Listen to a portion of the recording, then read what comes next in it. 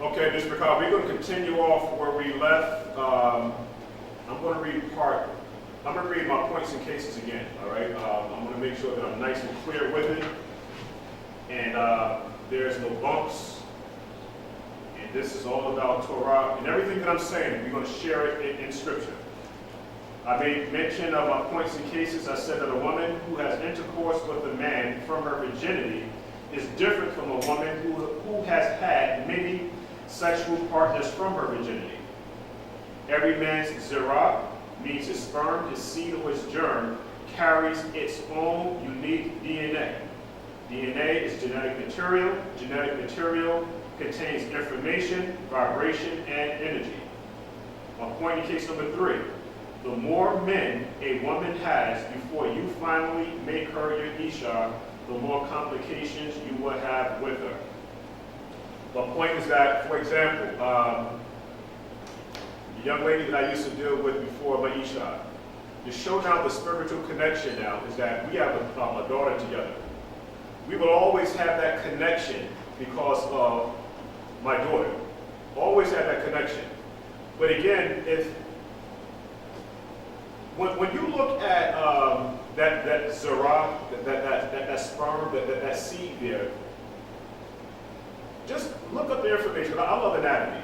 What I just found so interesting about that now is that when in the act of intercourse, and we see now the darkness inside of the womb, and this is where creation starts, they have now scientifically proven that once this ejaculation process happens, the sperm cells, as they're moving, they are now lights.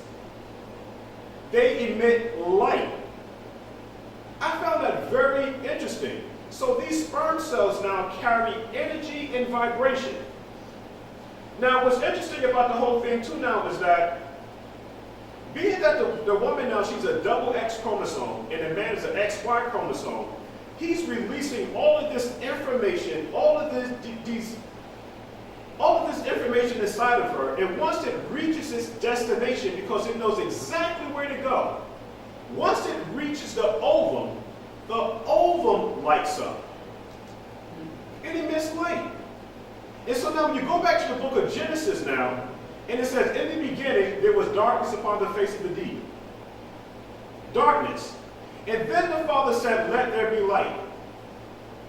Now, when the Father said, now let there be light, this is when the procreation began. The Father word is a light. It is a seed. It's a germ that the Father planted in the earth, which is the Mashiyach now. And the Mashiyach now was the light of the world. So you can take this now from a physical point, anatomy. There's so many different ways that you can dissect this thing. But what I'm trying to share now is that even when the woman is going through the whole process of developing the baby and everything like that, the connection now that the woman now has with the baby is that the baby is receiving information now through the umbilical cord. And you begin with metaphysics now, they call that umbilical cord now, they call it an ether cord. And every single thing that the mother is going through, the baby is going through. Because the baby is feeding, getting all of this energy, all of this nutrients through the umbilical cord. And that baby now is so important where it's almost like the baby is almost like an adversary to the mother. Meaning this now is that baby that's growing inside of her, that baby's sole purpose now is to grow. It would take every single thing from that mother because it wants to grow. This is the reason why a lot of times you see when women are pregnant now, they have to get on iron medications, calcium, and things of that sort there, because the baby now is drawing all of this energy from the mother and is getting this energy now from the umbilical cord. I say all of this to say now is that when that woman now is with a whole lot of different men, this woman now disconnects from that man in the death. When that man now dies. So now when the Mashiyach dies, he's now killing off all of those idols, all of that idolatry that Israel partook in. All of that.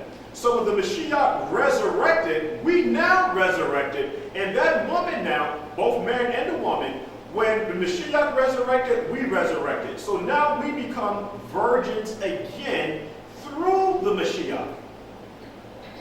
But the man has to die first. Somebody has to now take on the sins of the adulterous woman, because the adulterous woman now was, her penalty was supposed to be death because she committed the adulterous acts.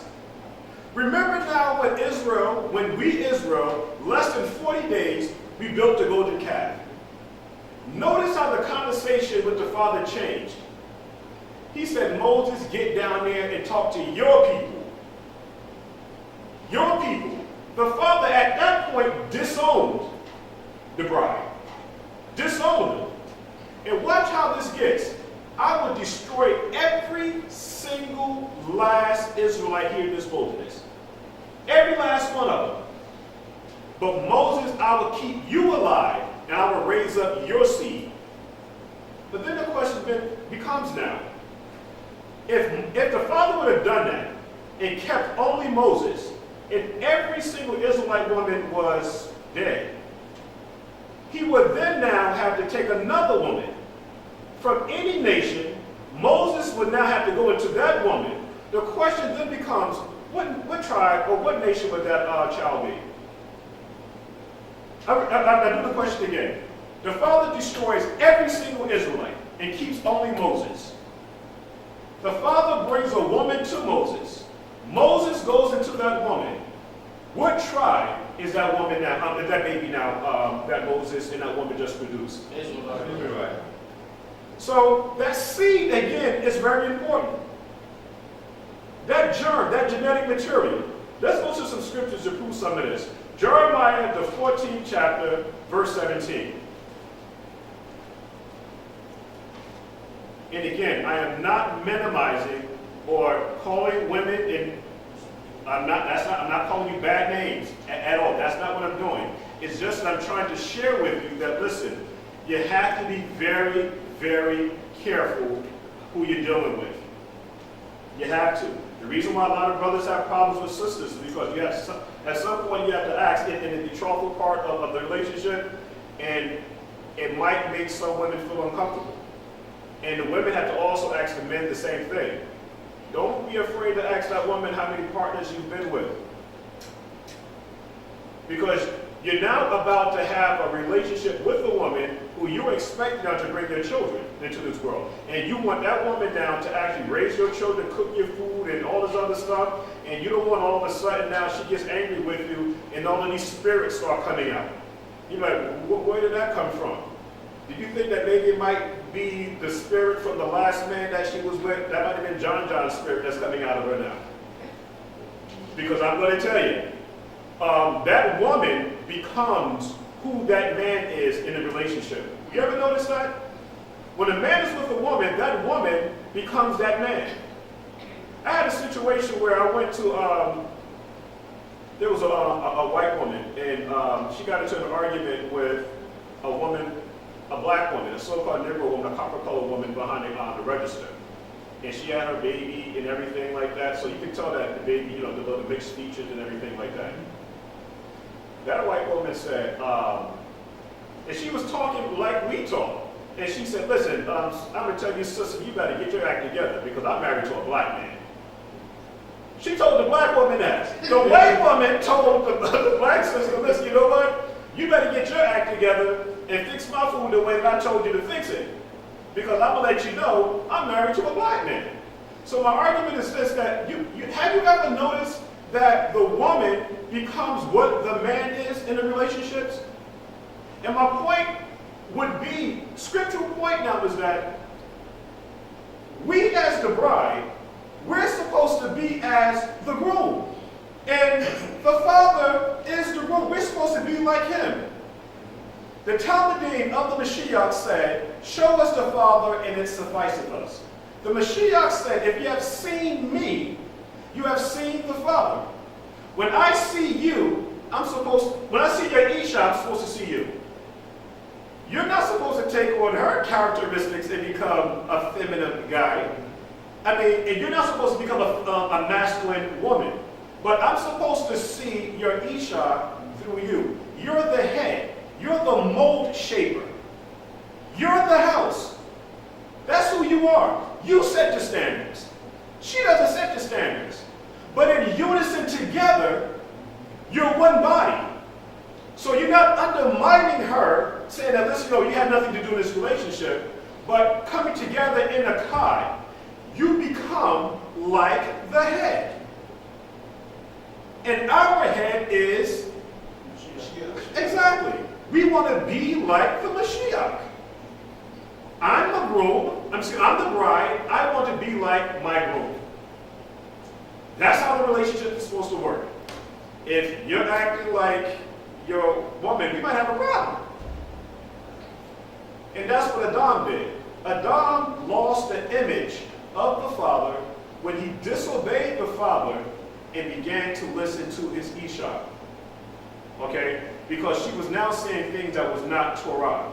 So he now took on the characteristics now of an emotional person, okay? And he left the image now of the father. And to prove that, remember after Adam and his Isha were kicked out of the garden, he said, now, behold, I have gotten a son after my image. And so that image now that Abel was born, Seth was born in now, that image now was in the image of fallen Adam. Not the spirit or the ruach of the spiritual Adam in the garden, but of fallen Adam, because he was now no longer in the garden. Let's get to some scriptures, all right? I'm talking too much. Jeremiah 14:17. 14:17. Let's prove this here. Everything that I'm saying. 14:17. 14:17.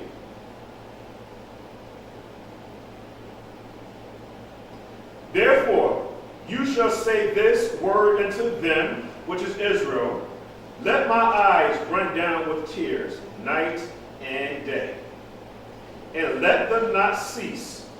Watch this now. For the virgin daughter of my people is broken with a great breach, with a very grievous blow. When the father had this intimate relationship with the nation of Yashra'al, calling Israel out of Egypt, okay, and we were redeemed by the blood of the Mashiyach, we were a virgin to the groom. But something has happened. And I'm going to read it again. You're keeping everything in context, because this question needs to be answered. Therefore thou shalt say this word unto them, which is Israel, let my eyes run down with tears night and day. So why are these tears running down night and day for Israel? Because, and let them cease not, because for the virgin daughter of my people is broken. That means she is no longer a virgin. She is now a whore. She is broken with a great breach, with a very grievous blow. Let's go to Jeremiah 18:13.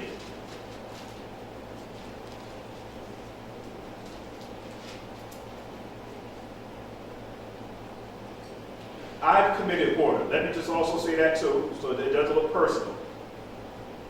I've committed whoredom. I was born in iniquity. Verse 18 and 13. 18 and 13. We in the book of Jeremiah. 18, 13. Therefore, thus saith Yahuah. Okay, watch this. Ask you, everybody in this congregation today, ask you now among the heathens, who have heard such things. The virgin of Israel have done a very horrible thing. A very horrible thing. And the very horrible thing that we have done, the virgin has done, is that she has committed adultery. Committed adultery. Let's read on some more. Lamentations 2:13. Lamentations 2:13. This because this is not personal. We all grown folks here, so let's now start looking at the man and the woman in the mirror.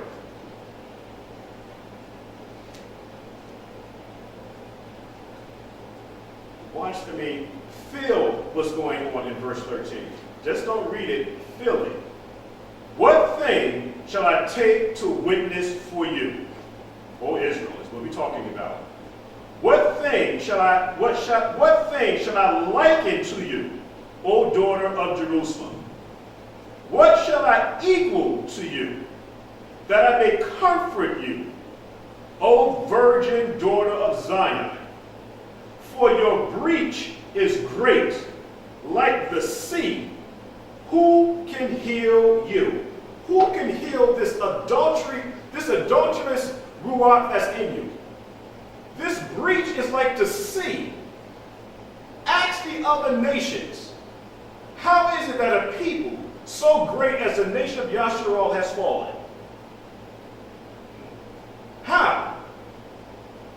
It tells us on the book of Ezekiel, the 16th chapter, that I put a gold earring in your ears and your nose. I gave you bracelets. I gave you leather. I gave you all the things that a man now gives his Isha because he loves her. Both men and the woman.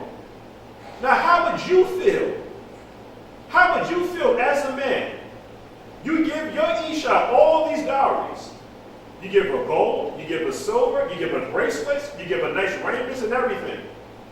And then she comes and tells you to kiss her behind. I don't need you. I can get any Negro to do that for me. How would you feel? But this is what the nation of Yashra'al has done. Scripture says that Yashra'al, or Jerusalem, has waxed fat and she kicked. My own hands have done this. And you don't believe that the Father has a problem with you. Really? He has a problem with every last one of us, because none of us have truly submitted here to Torah. Can you really put the Father first above all things? Above your wife, your husbands, your children, all these things. Because watch this. Job was tested. And the adversary said, listen, you know what? The only reason why Job loves you is because you have this hedge of protection about him. But I remove that hedge. Take away his wife. Because Job was a very rich man. Extremely rich. Take away his livestock. Take away his male and female servants, his children, and I bet you he'll curse you to his face, to your face. But Job held fast. In everything that he lost, he got it back twofold. Well, was it twofold or sevenfold? Twofold, he got everything back. My argument is this. If your Isha really loves you, she will follow you with Torah to the very end. So you don't have to worry about giving her up or losing her. If your children really loves you, they will follow Torah. If your woman is not following Torah with you, you know what? She's not with you anyway. So why are you crying and boo-hooing and doing all of this stuff when she's going to leave you anyway? I guarantee you, if your Isha is not following Torah with you, she's going to leave you anyway. So why all the begging and crying? You can't sleep at night. What are you doing that for? Did not the scripture says that, you know what, I'm coming to divide the house? That's right. The mother against the daughter, the children against the parents, the husband against the wife against the husband. Not everybody's going to make this trip. You're not going to make it. Scripture even teaches us, remember when the Mashiyach was talking to a whole mass crowd of people, and he began to say some things, man, that got on some people's skin. And a lot of people left. The Mashiyach asked his Talmudim, he said, are you going to leave too? Will you leave also? This walk right here is you got to be a special kind of person to walk this kind of walk right here. You have to be. Zaken can share with you, and I guarantee you, Zaken can name on one hand how many people since 1992 that are still in this walk that him and I know. We're not going to name no names, but there's only a few. Yeah. They all fell off and went back into the world. People who said, who shared with Zaken and I, listen, you know what? I hold the keys to Shamayim. I have the power to tell a man whether they can make it or not make it. That individual now is back into the world. Yeah. It's not built for everybody. Let calamity begin to happen in your lives. And then you'll really find out, you know what? This person loved that car more than the father. Maybe we're going to cut back on a couple of things here. You know what? Because the bills are getting high, whatever the case like that might be. You might have to make some amendments. We can't go out to the movies. There's brothers now who have a problem with the Yishaj and say, listen, because he's telling her, well, she's telling him, baby, you know what, things are kind of tight around the house right now. This bill came up, that bill came up. So this week, we're going to have to fall back. We're going to have to watch some TV, order a pizza. We can't go to the movies. We can't do these things. Yeah, they both sisters and brothers was trying to hear that. But we're going to keep on going. We're going to keep on going here. Because we're talking about this virgin, what the Father's actually looking for, but this virgin has created a big breach, and she's no longer a virgin because she's committed adultery. In order to claim the adulterous woman, the groom has to die. When he dies, he resurrects, giving now this adulterous woman a clean bill of health, so that she can now continue or return in being a virgin again. We read Lamentations 2:13. Let's go to the book of Corinthians, the 2nd chapter. Because I rather for the scriptures to speak. 2 Corinthians, the 11th chapter. 2 Corinthians, the 11th chapter. We'll read verses 1 through 3. Tell you, Mishpachah, I'm going to tell you, I'm going to tell you, I'm going to tell you again. We are all interconnected. We're all interconnected. Okay. Would to Elohim you could bear with me a little in my folly. And indeed bear with me, for I am jealous over you with a righteous jealousy. That's going to be key. A righteous jealousy. There's nothing wrong with an Ish being jealous over his Isha with a righteous jealousy. A righteous jealousy now. For I have espoused you to 2 husbands, that I may present you a chaste virgin to the Mashiyach. So, you good, right? So we one. Right, so the woman's not supposed to be with a whole lot of different men. That's the point that I'm trying to make. You were espoused to one husband. All this stuff about divorce and separations and things like that, Scripture says now that was implied or put in now because of the hardness of your heart. That's right. I'm not about divorce and separation, all this other stuff that you guys are talking about. That's wickedness. Women are not supposed to bounce from men to men to man to man to man to man to man to man. It's got to the point now where, again, this is not personal. There are certain women that do moray hopping. Yeah, they do moray hopping. You know, he has to be a moray. So she goes from this moray to that moray, that moray, that moray. Or he has to be a person in Torah. I know I'm going to catch a lot of slack. I already know it. But the person would have to be a person of rank. You know, they would have to be a chief elder, an officer, a moray. They would have to be somebody of prominence. So they go moray hopping to moray hopping to moray hopping. And then what happens now is that when the festival comes, you see this one Isha, and so you're able to pass the story around. Listen, you know, when I was with her, Yeah, you was? Yeah, I used to be with her too. What? And he used to be with her too.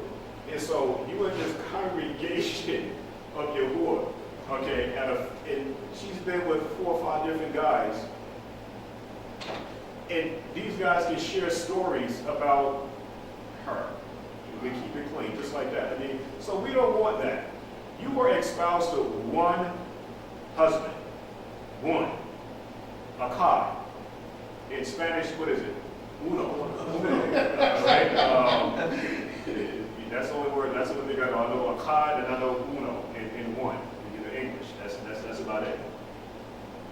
So again, would to Elohim you would bear me in a little folly, and indeed bear with me, for I am jealous over you with a righteous jealousy, for I have espoused you to one husband, that I may present you as a chaste virgin to the Mashiyach. A chaste virgin to the Mashiyach. And we are all virgins here. All of us are virgins because we all have dedicated ourselves to the Mashiyach and following his Torah. I'm going to go to the book of Ezekiel, the book of Ezekiel, the 16th chapter. Definitely speed this up. Ezekiel 16th chapter. I'm going to read verse 25. Verse 25. He's talking to the nation of Israel, both houses. In all thine abominations and thy whoredoms, because the virgin now has committed abominations and excuse me. Where we at? Ezekiel the 16th chapter, verse 25. Okay, I was just thinking something different. Oh, excuse me. You know what? You're right. 22. Okay. 22. Yeah. Verse 22? Yes, 22. Then I'm going to go to 25. Gotcha. Tanak, because I can't Tanak for that. In all thy abominations and thy whoredoms, thou hast not remembered the days of thy youth, when thou was naked and bare, and was polluted in thy blood. Verse 23. And it came to pass after all thy wickedness, and then it has in parentheses, woe, woe unto thee, saith the Lord your Elohim. Verse 24. Thou hast built unto thee an eminent place, but that eminent place now is a brothel house, and everybody knows what a brothel house is, especially as truck drivers. The further you drive down the south, like Texas and Dallas and things like that, they have these brothel houses. And if the truck driver, he's been on the road for so long, he can go and it's a whorehouse is what it is. You know, you give the woman money and you just do your own little freaky whatever. But this is what we built in these high places. This is what we did, which was an abomination to the Father. But we did these things in the name of other Elohims. So again, thou hast built unto thee brothel houses or eminent places, and has made thee an high place in every street. Thou hast built thy high places at every head of the way, and has made thy beauty, and his beauty is associated with virginity. Thou hast made thy beauty to be hated, and has opened thy feet to every one that passes by, and multiplied thy whoredoms. When it says that the nation of Israel has opened her feet, or thy feet to everyone that passes by and multiply thy whoredoms, everybody knows exactly what that means. All right? Right. We played the whore. That's what we did. All this is scriptural now. All of this, but somebody's going to have to die and atone and bring us now back to one husband. One husband. Because remember the woman at the well, she had many husbands. But she said she didn't have a husband. But you had 5 husbands, but you were now supposed to have one husband. Okay, 28 to 34 I'm going to read. He's still talking about Israel. Israel, thou hast played the whore also with the Assyrians. That's one nation. Now watch this. Because you was unsatiable, meaning that you could not be satisfied. And that's another thing that's being pushed a lot in these rap songs, because the female rappers, Nicki Minaj's and all these other stuff like that. You know what? One man can't satisfy me. I need a lot of men. My sexual appetite it can't be controlled. I just need man after man after man after man. And women who believe and teach that, no problem. if your ish can't satisfy you, or you need man after man after man after man, when things hit the fan, and there's civil unrest, and an enemy comes, I guarantee you, because the women will be ravished in the streets, all right, you will have more than enough man to take care of it. Guarantee you now, because these are what they're singing in the songs, in these songs here. This is what they're doing up in the strip clubs, and this is where they're making it rain at. The hip-hop culture is based upon now, all right, strippers, big behinds, implants, Atlanta housewives, Jersey housewives. Every state has a housewife. Every state has a housewife. And all the women dress provocative. Every single last one of them. And they just yap, yap, yap, yap, yap, yap, yap, yap, yap, yap, yap. That's all they do. And how insatiable they are. This is what they do. And women, not some women, sit down all day and do a marathon with it. And just watch Atlanta Housewives and all these other shows all day long. But this stuff is in the scripture. It's in the scripture here. Thou hast played the whore also with the Assyrians, because thou was unsatiable, because the Assyrians couldn't satisfy us. Thou hast played the harlot with them, and yet could not be satisfied. Thou hast moreover, which means also, multiplied your fornication, because the Assyrians couldn't handle your sexual lust and your desires and your whoredom. You now went to the Chaldeans. And yet thou was not satisfied therewith either. Now, how weak is your heart, saith Yahuah your Elohim, or Yahuah your husband, seeing thou doest all these things, the work of an imperious, whorish woman. Both the man and the woman is considered whorish. And that thou buildest thy eminent places at the head of every way, and makest thy high places in every street, and has not been as an harlot, and that thou scornest hire. But as a wife, because we are married to one husband, but as a wife that committeth adultery, which taketh strangers instead of her husband, we, the nation of Israel, give gifts to all whores, but thou givest thy gifts to all your lovers. Thou hires them. So we know, we had talked about this before, what a prostitute does, the guy that's interested in her pays her for the sexual activity. But Israel, we're so behind backwards, we pay the person that wants to have intercourse with us. You see how stupid that is? We're so backwards where the other nations, the lover pays the woman, but in Israel, we pay the lover to go into us. We have sold ourselves for naught.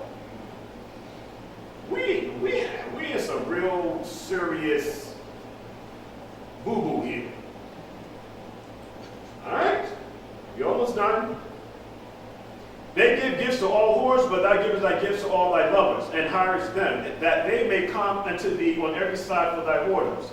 And the contrary is in thee from other women in thy whoredoms, whereas none followed you to commit whoredoms, and that thou givest a reward, and no reward is given unto you. Therefore thou art contrary. Wherefore, O harlot, hear the words of Yahuah. Now, what I want to do, I want to play a song here. And the Father as my witness, I want everybody to please listen to the lyrics. When I listened to the lyrics, it brought tears to my eyes. Okay, because of the message that this West Indian brother is sharing. And it's a sad story. So just listen and pay very close attention. And after class, if anybody wants the song, I can share with you the actual lyrics. So we all set? Mm-hmm.